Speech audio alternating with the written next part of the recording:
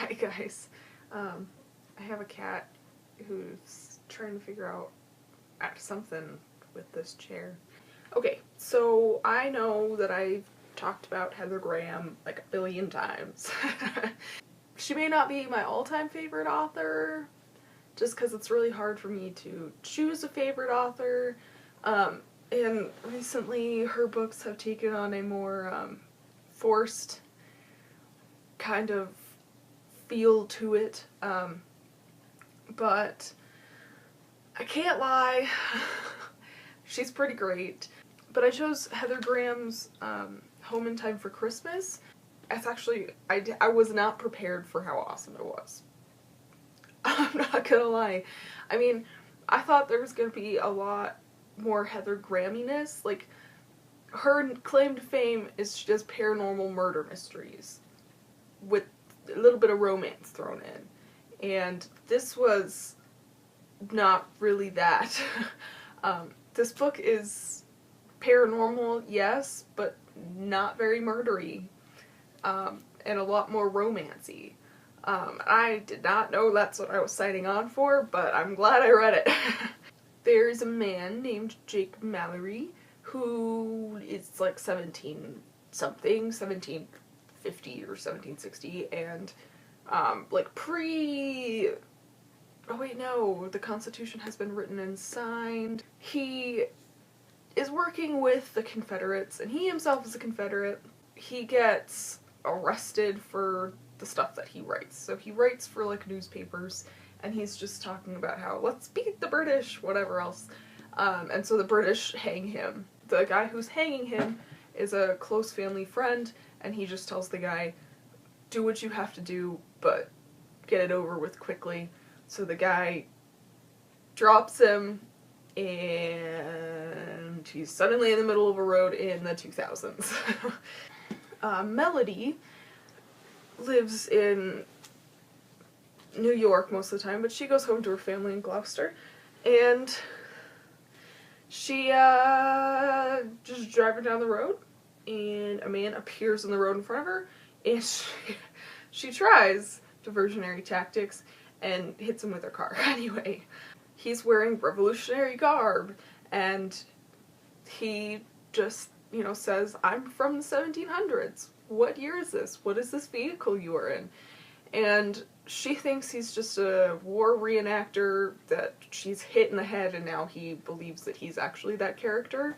Her mom happens to be of the paranormal belief system, and Melody's dad is an inventor and kind of engineer thing, and he has a lab in a shed in the back where he experiments on stuff. So she takes him home to them, thinking, well, if anyone can fix them, it's my family.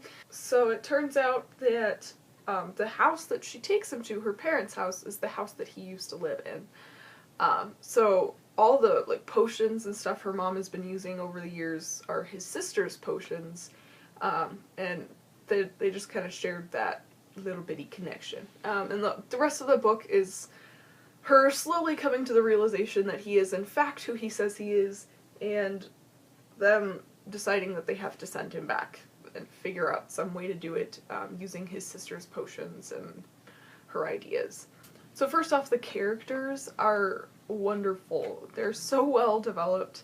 They're very lovable, very easily relatable. Each of the characters are totally independent and separate. None of them share the same characteristics. It's wonderful just how individualized that they are. There are only a few errors that I found. Most of them were just like missing words. Nothing was like misspelled or anything, but there were at least 4. The plot was predictable, but nice. I didn't have a problem with it. I didn't feel like it was stagnant. I didn't feel like there was no imagination behind it. You know, we all know the inevitable ending, and you can figure out things as they go along, but she doesn't make you wait for stuff, and like there are obstacles that are thrown in the way, and you kind of have your doubts for a second until everything gets resolved. It definitely put me in the Christmas spirit. I even put up 2 Christmas trees in my house this year. Like full-sized 7-foot plus Christmas trees. Yeah. Jake, the revolutionary guy, really helps remind you to be thankful for everything we have, including like technology in our cars and indoor plumbing and just lighting, stuff like that. Stuff that we kind of take for granted just because these are things that have been around for so long that they're not going away. It's almost like the sun. Like, we know every day the sun is going to come up, but we ought to be thankful for that as well. So I have one issue with this story, and it's not an issue, it's just a question. And I understand why for the purposes of the story, but in real life human terms, why did she not take him to the hospital right away? If I hit someone with my car and he, dressed in his revolutionary garb, believed that he was in fact a Revolutionary War hero, doesn't matter whether I believe him or not, I'm gonna take him to the emergency room for internal bleeding. I mean, that's just a thing that you gotta do. I mean, either he could look totally fine from the outside, but have some serious problems on the inside, and I don't want to chance that, so I don't know why she didn't take him immediately, but, you know, if she had, then none of this would have happened, so I get that, I do, but just, you know, if you ever hit anyone with your car, please take them to the hospital, regardless of their story. So, I've talked about how this book is a little bit different than her newer stuff. This felt more like a book for her, like something that she thought of and was like, this is gonna make a great story, let me write it down. The stuff that she's writing now, most of it is part of a series, so, if not all of it is part of a series. So I feel like she is confined by this plot and this series now, when she's writing, and this book and some of her newer stuff was just, you know, whatever came to her mind and whatever she felt like writing that day. So I feel like this plot structure and this whole storyline is much freer than the stuff that she's writing now. And I don't really know how else to explain it. It just feels a lot more relaxed and loose and for fun, which is probably why I enjoy it so much. I gave it 5 out of 5 on Goodreads. It's really good.